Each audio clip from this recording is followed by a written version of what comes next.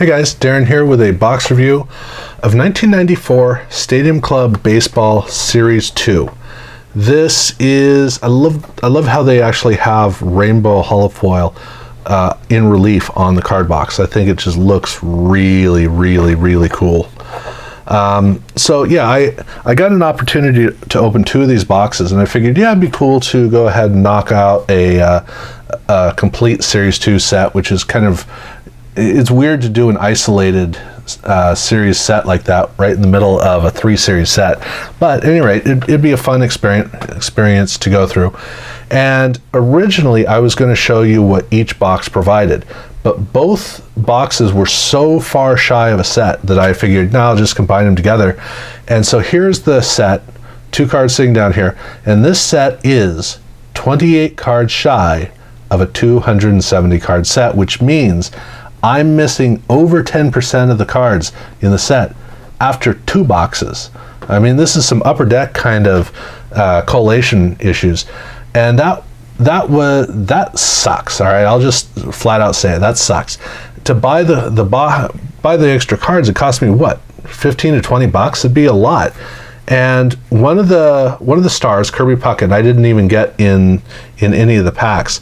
So that's one. I mean, not that he's expensive, but that I would need to get.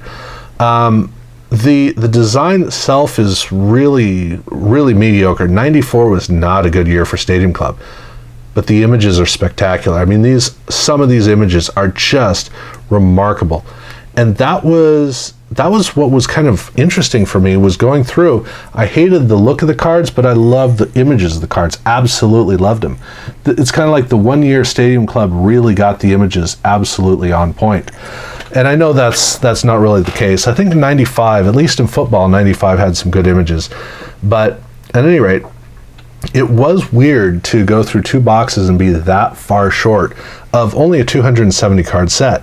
True, there aren't that many cards in the box, but still, I have way more doubles than I have regular cards in the set, and that's just too far away. I'll get it out of the way. So 2 of the cards I did not get doubles of were Manny Ramirez and Cal Ripken. So I'll show you what those cards look like. And the card backs are, this is what they did for the card backs. These card numbers are really tough to read. This was a huge frustration for me. The way I operated it was I turned the cards over, and you'll notice that the color boxes are different. And so what I did was I sorted them out. So I separated them by color box, and then I sorted the numbers by that, and then worked it into the set.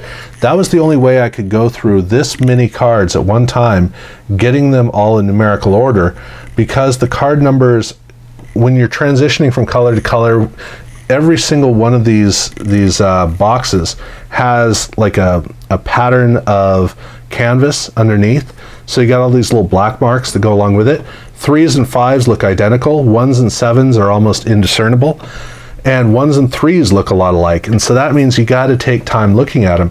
So for me, I had to get all the same colors so that I could adjust my thinking. It's almost like applying a personal filter to it so that I could then interpret the numbers. And it was a big process to go through. And again, it's for a set that doesn't really matter that much. And I didn't even get, really, at the end of the day, that close to the set. So it was a lot of work for not a lot. But at any rate, that was kind of the experience that went into the actual set itself. Since I'm talking about the sets, I'll talk about the star doubles. So I got an extra Frank Thomas, extra Ozzie Smith, 2 different Mark McGuires. I got 3 different Wade Boggs. I got 2 different Chan Ho Parks with, again, some of these shots. Look at the sky, incredible sky. And then for one of their subsets, I got Roger Clemens, Cecil Fielder, and 2 Tom Glavines. So that was what I ended up with for the star players in terms of doubles, which is pretty good. Would have been nice to get an extra Ripken, but you do as well as you can.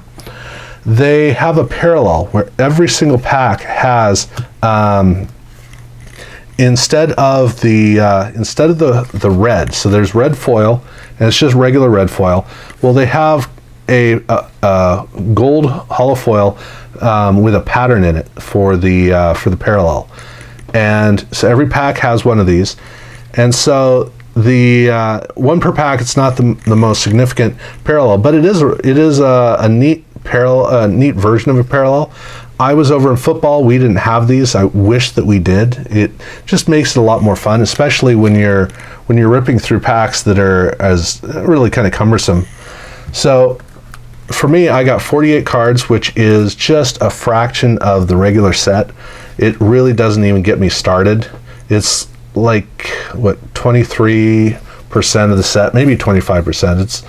I don't think it's quite that high. And in it, I wish that I'd gotten more of value. So I got Matt Williams, I got David Justice, and I got Tony Gwynn. And that was, I really do wish I got one or two more cards of note in there, because that would have helped kind of cushion the blow of what's obviously really nagging at me, which is how far away from the set I am. They also had some inserts, and one of the inserts was they did these advertisements, and it's advertising what they released in the card set, and they're all numbered, so that it's numbered 7 of 7 to 3 of 7. I got 2 of those sets, but in neither box did I get one set. I was actually missing one. I think it was 1 card in one set, 2 cards in the other. 1 card in one box, 2 cards in the other box. So between the 2 boxes, I got 2 complete sets of these, which aren't valuable, but it's nice to actually get it done. And one of those is actually a Ken Griffey Jr. It's basically kind of like a Ken Griffey Jr. card, so I definitely pulled that out. They also have their Dugout Dirt cards, and this is an insert set that looks just like the parallel cards. The only reason that you can tell they're not is the fact that on the back they are a big art pattern as opposed to the regular card back, and the art pattern is different for each person, and they do have numbers. So the numbers are there, 12 cards, but this is broken up across all 3 releases. So I got cards 5, 6, 7, and 8, which is the entirety of the Series 2 set. So I got this complete portion of the set. Barry Bonds, Ken Griffey Jr., those are the stars of this Dugout series, so I got those. And then they also have a 1 per box rate of first day issue. I got Ron Darling and Dave Clark. So those were, I think I did pretty well overall in terms of those. And then 1 per box, I also got a Bowman preview. So the Bowman, one of the Bowman cards is just like all the rest of the cards in the set, pretty much. It's just a straightforward image with the oil on water kind of rainbow effect. But then the last card in the set, which I happen to be one of the 2 I got, has etched foil all over in the back. And this one looks really, really cool. So this card set looks cool, but they are just previews for Bowman, which is just, that's what they were. But what's weird is that was it. They had Dugout Dirt and they had Bowman previews. That was it. That was all that they bothered to do for inserts in 1994. Topps was kind of slowly picking up, and they would need to make a lot of headway very quickly, but that's where we were at this point. Which is what makes this kind of frustrating, is the fact that I walked away without really feeling like I had anything. I had 2 complete sets of cards that don't matter. I had 1 complete set of the middle portion of a card set. I got 2 out of the 10 Bowman preview cards, which is, it's nice. And then I got, I didn't get anybody for anything of real note in terms of the parallels. And then at the end of the day, I didn't get anywhere close to a card set. So I walked away from this frustrated, where this is one of those 3 boxes in a row kind of deals, unless you're just into looking at the cards.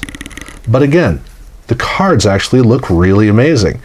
Now, I had to pry the cards apart, and there wasn't any damage to any of the cards, but I did have to take my time with most of them. But once I did, and I started going through the actual cards, I really enjoyed the images on these cards. That's to me what this card set is all about. And I can forgive the design just because of how good the images are. And so as much as I'd like to say this is kind of overrated, it also at the same time is a great opportunity to see some really great images. I mean, just over here with the stars, the Frank Thomas card is good, but while the Mark McGuire card is not an exciting card, it's one of the best portrait shot cards that I've seen. They've got the right kind of color saturation, lighting, etc. I think they really succeeded with their image selection. So that's the strength of it, and it's kind of hangs me up, because at the end of the day, while I'm disappointed by what I got or didn't get, I liked the journey through. That's what this box is to me. It's a journey through. So I think that in the conclusion, that's basically. One other thing, I did forget to show you the extra inserts. So I did get one of the extra Ken Griffey Jr. Promo cards, but I got 3 Barry Bonds from Dugout Dirt and 1 extra Ken Griffey Jr. Dugout Dirt. So I got a lot of these. But that was what it was. It was kind of a big mixed mess. Worth going through. Yeah, it was overall. It was worth it. I'll definitely say that. Yeah. So thank you guys for watching.